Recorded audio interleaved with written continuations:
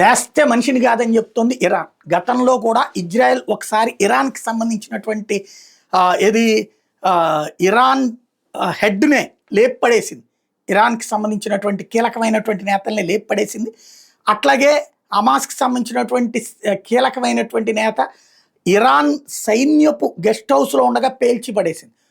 అప్పుడే నేనేదో ఒకటి చేస్తానంటూ ఇరాన్ ఇజ్రాయెల్ మీదకి అటాక్ చేస్తే ఇజ్రాయెల్ దాన్ని తిప్పి కొట్టగలిగింది. ప్లస్ ఇజ్రాయెల్ కొట్టిన దెబ్బ మాత్రం ఇరాన్కి కరెక్ట్గానే తగిలింది.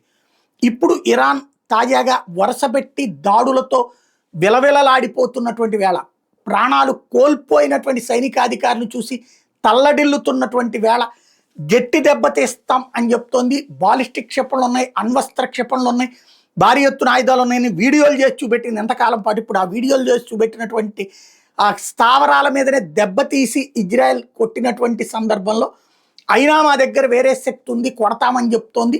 ఏ క్షణంలో ఏమైనా సరే తగిన బుద్ధి చెప్తామని చెప్తోంది. మరి ఏం జరుగుతుందో చూడాలి.